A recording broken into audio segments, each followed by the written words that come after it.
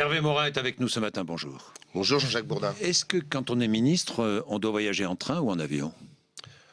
On doit voyager en essayant de construire l'idée de l'exemplarité de l'État. Au moment où le pays fait des efforts, où il sera amené à en faire encore plus après l'élection présidentielle et les élections législatives, il faut restaurer une idée simple, la sobriété de l'État, l'exemplarité de l'État. Mais vous ne voyagiez pas en train, vous aussi, Hervé Morin, quand vous étiez ministre? Je voyageais en fonction... Je parle en France, hein, je ne parle pas de déplacement à l'étranger. Je évidemment. voyageais en fonction du moyen de transport qui me permettait d'aller le plus vite, le plus Pour aller à rapidement Nantes possible. Ou à Lyon, vous alliez en train ou vous alliez en avion? Tout dépend. Avec des avions. Tout dépend.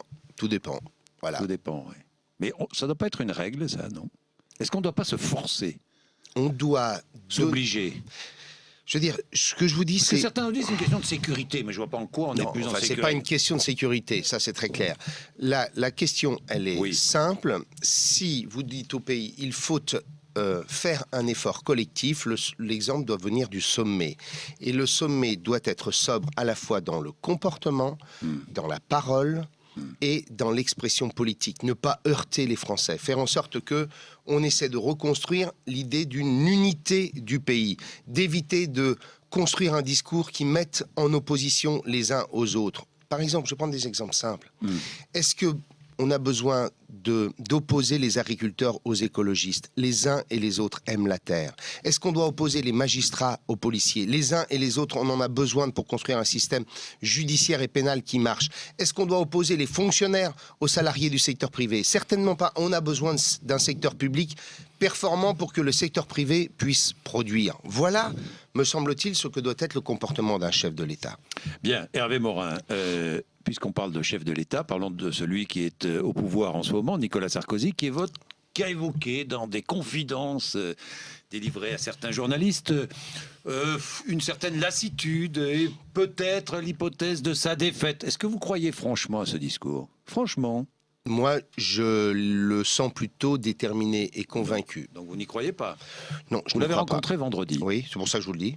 Oui. J'ai plutôt eu le sentiment d'avoir un chef de l'État. Quel était l'objet de cette rencontre, Hervé Morin? Il est logique que le chef de l'État puisse rencontrer un des anciens membres de son gouvernement, président d'une formation politique appartenante à la majorité, comme il reçoit François Bayrou régulièrement ou Dominique de Villepin. Oui. Il n'y a pas d'autre raison. Quel était le sujet de la conversation? Nous avons évoqué à la fois la situation politique et économique. Voilà, c'est tout. Et la présidentielle, quoi, évidemment. La situation politique. Et économique, oui, bah, évidemment. Alors, j'ai appris que l'UMP avait choisi de ne pas investir de candidats dans votre circonscription. Vous avez appris ça aussi? J'ai toujours... Je le découvre... La troisième de l'heure. Je le découvre comme vous. J'ai dit... Vous ne le saviez pas? Non, je ne le savais pas. Et j'ai toujours tenu le même discours depuis des mois. Oui. Après le premier tour de l'élection présidentielle, il y a un deuxième tour de l'élection présidentielle. Et il y a une majorité présidentielle et parlementaire à construire. Et que l'idée de faire la chasse aux parlementaires centristes, et pas seulement à moi, l'idée de faire la chasse aux parlementaires centristes qui sont dans un centre qui n'est ni ambigu ni équivoque, qui est un centre clair. C'est pas le centre de François Bayrou. Ça n'est pas le centre de François Bayrou. C'est-à-dire un centre dans lequel on dit nous serons dans un accord avec un parti de droite qui s'appelle l'UMP, comme nous l'avons été de 2007 à 2012, et nous voulons construire une majorité plus équilibrée, parce que c'est cela qui a manqué durant cette élection, durant ces 5 ans de 2007 à 2012, c'est-à-dire une force politique capable de dire non, une force politique capable de faire des propositions, une force politique capable de porter des corrections face à des erreurs ou à des excès. Voilà ce dont nous avons besoin, une majorité plus équilibrée dans laquelle on a les sensibilités du pays qui s'y retrouvent. Plus de justice. Donc, est-ce que vous vous êtes engagé auprès du chef de l'État à ne pas aller jusqu'au bout? Je vous dis, ma détermination demeure totale. Je vous pose la question. Non, je ne me suis pas engagé du tout là-dessus. Voilà, soyons clairs. Vous n'êtes pas engagé. Non, parce que j'ai vu certains de vos amis politiques le dire. Mais mes amis politiques, vos amis. Voilà. Vos amis. Ils sont dans la même démarche. Et d'ailleurs, je leur dis heureusement que j'existe. Parce que si je n'existais pas, on ne parlerait jamais d'eux. Donc le Ils jour... sont ministres, 2 d'entre eux sont ministres quand même. D'accord, mais c'est pas parce qu'ils sont ministres que pour Oui, autant on non, parle beaucoup d'eux. oui, oui. Et donc je leur dis, moi je veux défendre un projet politique. On est dans la Vous allez m'en vacuité. parler, me rappeler. Jean-Jacques Oui. Bourdin, Oui. nous sommes dans la vacuité complète. Cette campagne électorale part extrêmement mal.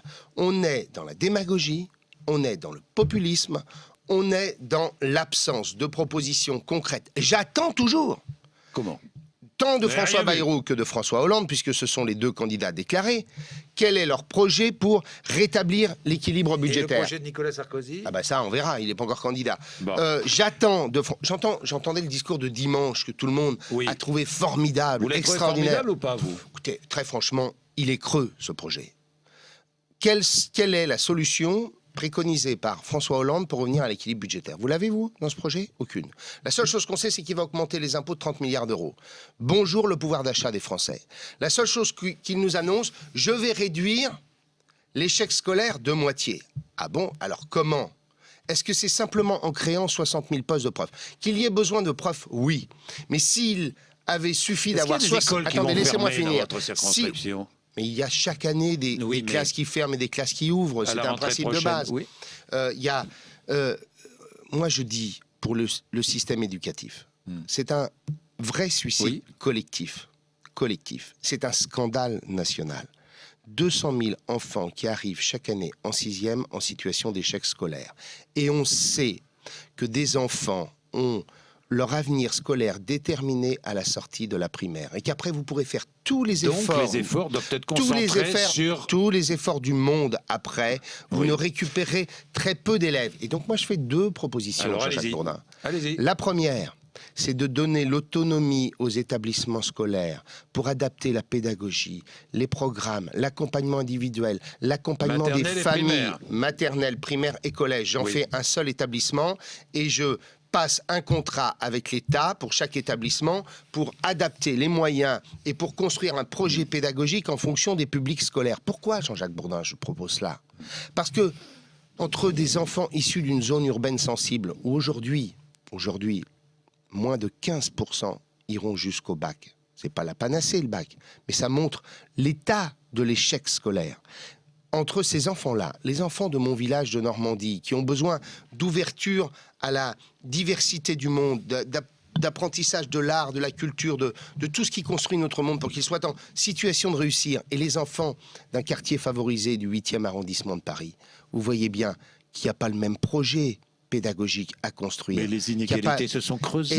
Eh bien voilà pourquoi... Vous n'avez pas lutté voilà. Plusieurs années. Vous avez été ministre, vous avez été dans un gouvernement. Voilà pourquoi... Est-ce que ce gouvernement a lutté contre ces inégalités? Je dis qu'il y a, s'il y a bien des échecs... S'il y a bien un échec de ce gouvernement, c'est le traitement de la question éducative. Vous ne l'avez pas dit quand vous étiez au gouvernement. Nous avons réussi... Vous avez assumé? Nous avons réussi quelque chose que, depuis 20 ans, droite et gauche n'osaient faire, alors que tout le monde savait qu'il le fallait, qui était l'autonomie des universités. Parce qu'on l'a fait au lendemain de l'élection présidentielle. Eh bien, il faudra faire la même chose au lendemain de cette élection présidentielle. Construire un projet nouveau pour l'école et projet dans lequel on indique que s'il faut des profs à l'issue de cette transformation en profondeur, on les mettra. S'il faut mettre des milliards en plus, il faut les mettre. Mais on ne les met pas d'abord dans un puits sans fond, on construit un modèle nouveau et ensuite on y met les moyens qui conviennent en ayant comme idée que face à des publics et des enfants différents, il faut une pédagogie, des programmes et une équipe pédagogique qui construit ce programme en fonction des enfants qui sont en phase 2. Bien. Hervé Morin, notre invité ce matin, on se retrouve dans 2 minutes. Du lundi au vendredi à 8h30 sur BFM TV. Bourdin 2012. Hervé Morin est avec nous. Hervé Morin, je vous parlais, je ne vais pas vous tanner avec ça, mais vous êtes, et vous le dites toujours, prêt à aller jusqu'au bout. On est bien d'accord. Hein? Je suis déterminé. J'ai toujours Déterminé dit que je voulais porter un projet politique qui soit fait de propositions et qui construise un discours de vérité et de sincérité. Vous faites quoi? Il y aura un congrès le 25 février. Il n'y a rien de nouveau. C'est là que vous prendrez votre décision? Non, mais moi, ma décision, elle est prise depuis des mois. La seule chose... Mais si vous êtes à 1% au mois de mars? Eh bien, écoutez, je voudrais simplement vous dire une chose. Allez-y. C'est que je veux porter ce projet politique jusqu'au bout. Non, mais oui, jusqu'au bout des rien, même à 1%, rien ne vous fera reculer. Écoutez, je ne Est-ce qu'il y a resterai, quelque- je ne rien resterai ne pas, vous fera je ne reculer resterai pas à 1%. Non, mais toute ma d'accord. vie. Bon, D'accord, rien voilà. ne vous fera reculer. Rien ne me fera reculer. J'ai toujours évoqué un sujet qui était un sujet lourd, qui Lequel? est la question de notre place au second tour d'une élection présidentielle, dans l'hypothèse où le Front National serait extrêmement élevé. Voilà, c'est un sujet qui est un sujet important qu'il ne faut pas traiter à la C'est-à-dire que légère. si Nicolas Sarkozy Mais on n'est est pas dans ce cas de menacé figure. On n'est pas par dans ce cas de Marine figure. Le Pen, vous vous retirez. On n'est pas dans ce cas de figure. Non, mais je vous pose la question. Non, mais je vous réponds. Imaginons. Bon, on va pas passer sa Non. vie là-dessus. Non, Voilà, mais je il y a vous quand pose même une des question sujets de fond. précise. Mais oui, justement, Bon, voilà, vous donc, répondez précisément je et on vous passe à ré- autre chose. Je vous réponds que pour Voilà. l'instant, je suis déterminé et que ma candidature, je compte bien la mener jusqu'au bout. Alors, 0% pour un fromage, c'est bon pour la santé. Ouais. Pour un candidat, c'est inquiétant. Vous avez vu ça, c'est Jean-Christophe Lagarde qui... Ouais, enfin bon. Bon, c'est votre vice-président. Oui, mais je veux dire, heureusement que j'existe, parce que le jour où je n'existerai plus, on les entendra plus. Je les entends jamais sur rien. La seule fois où on leur donne la parole, Ouais. c'est pour me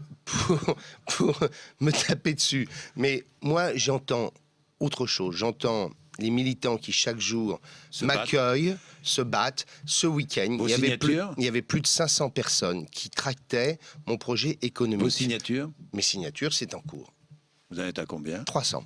300 aujourd'hui. Hum. Bon. Génocide arménien. Qu'est-ce que vous avez fait sur le génocide J'ai- arménien? J'ai toujours pensé que... La négation du génocide. J'ai toujours pensé qu'il fallait regarder ce qu'avaient fait les autres pays européens. Et les autres pays européens ont souvent reconnu le génocide arménien, mais ne l'ont pas pénalisé. Et que le faire à 3 mois de l'élection présidentielle, je pense que c'est pas un bon message. Mais vous avez voté? Je ne l'ai pas voté. Vous n'avez pas voté? Non. Bien. L'Afghanistan, est-ce que il faut Je veux dire, accélérer... la loi n'est pas Oui. faite pour écrire l'histoire. Oui. L'Afghanistan, est-ce qu'il faut accélérer notre retrait, le retrait de nos troupes? Je dis qu'il est temps de tirer les conséquences d'une situation qui ne peut plus durer très longtemps. Et donc, il faut accélérer le rythme de départ, mais je le dis à François Hollande, que nous puissions partir immédiatement, en l'espace de quelques mois, c'est d'une part une bêtise, parce qu'il faut au moins 9 mois ou 1 an pour retirer des troupes. Il faut 1 an pour retirer toutes Il les faut troupes au moins d'Afghanistan? 9 mois, compte tenu du niveau d'équipement Mettons 1 an, et quoi. d'investissement. Il faut entre 9 mois et 1 an. Oui. Et deuxièmement, Dans 1 an, on pourrait avoir retiré Oui, toutes nos troupes. oui. Et Vous deux- êtes favorable? Est-ce que dans je 1 suis- an, on je doit suis- avoir retiré je toutes nos suis troupes? favorable à ce qu'on puisse accélérer le calendrier et qu'on dise très clairement qu'il est temps de partir. Je dis en revanche que quand on est candidat à l'élection présidentielle d'un pays qui est membre du Conseil de sécurité des Nations Unies, d'un pays qui est engagé avec 24 autres puissances européennes dans ce conflit, on doit avoir en tête qu'on a simplement des devoirs à l'égard de la communauté internationale, qu'on ne peut pas se considérer comme une des puissances majeures de la planète, d'avoir une voix, de revendiquer un certain nombre Mais d'autres de- pays sont partis déjà. Oui, mais la France est membre du Conseil de sécurité. La France est une des 2 puissances majeures de l'Union européenne. La France doit donc, au nom de sa crédibilité, au nom de la crédibilité de son discours et de son Laissez engagement ces soldats et de mourir au nom de la et de crédibilité ses de la France. Oui, la France Soldats qui parfois ne peuvent Attendez, plus se la défendre. France a des devoirs internationaux. Elle n'a pas seulement des droits, elle n'a pas simplement un statut et un rang. Elle doit aussi le faire en discutant avec l'ensemble de la communauté internationale. Je vous rappelle que chaque année, le Conseil de sécurité des Nations Unies prend une résolution pour confirmer l'engagement des 49 pays qui sont en Afghanistan. Nous sommes membres de ce Conseil de sécurité. Nous sommes donc tenus par le vote, qui est un vote unanime, russe et chinois compris. Et donc je dis, ça doit se faire en bon ordre, ça doit se faire avec le sens de la responsabilité, et ça doit se faire en discutant avec nos alliés au sein de l'Alliance Atlantique et nos alliés au sein de l'Union européenne. Bien, il faudra aussi, mais je reviendrai en détail avec le ministre de la Défense actuel sur la mission actuelle des soldats français en Afghanistan. Mais il est évident que la situation devient de plus en plus difficile. Pourquoi ? Oui. Pour une raison très simple. C'est que comme on a annoncé notre départ, celles et ceux qui nous soutenaient en Afghanistan sont aujourd'hui aux abonnés absents parce qu'ils savent très bien que le jour où nous serons partis, leur sécurité ne sera plus garantie.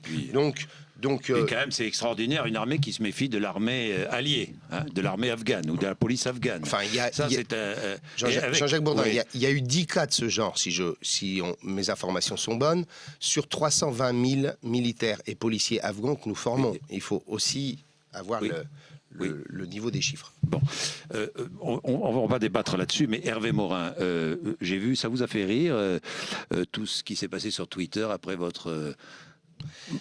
Qu'est-ce qui s'est passé? Vous avez dit, moi qui ai vu en Normandie le débarquement des Alliés, nous avons vécu des épreuves drôlement plus difficiles que celles que nous avons à vivre aujourd'hui. J'étais en train d'expliquer que la France effondrée, humiliée en 1945, que ce peuple-là avait en 30 ans réussi à faire de la France la 3e puissance économique du monde, le premier pays exportateur du monde avec les Allemands.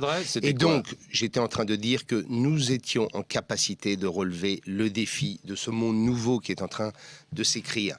Et c'est pas du tout une maladresse, c'est simplement un raccourci de quelque chose qui est profondément ancré dans la rétine de chaque Normand. Pour nous... c'est votre ADN. Mais oui, c'est notre ADN, c'est notre code génétique. Pour chaque Normand, ses parents, ses grands-parents ont raconté cette histoire. Moi, j'ai été élevé avec les croix blanches des soldats canadiens et américains dans les cimetières de ces enfants qui sont morts pour notre liberté. Et donc, c'est une partie de notre histoire commune. Bien. Voilà, c'est tout. Bien. Engagez-vous. Est-ce que vous vous engagez à voter Nicolas Sarkozy au second tour de la présidentielle? J'ai toujours indiqué très clairement que moi j'étais dans j'étais dans un accord de majorité clair et non ambigu. Donc je suis le centre clair. Je ne suis pas comme François Bayrou. Non mais vous voterez oui ou non Nicolas Sarkozy? Attendez, bon. C'est clair. Très bien. J'ai toujours dit. Vous êtes engagé. Merci Hervé Morin, 8h57.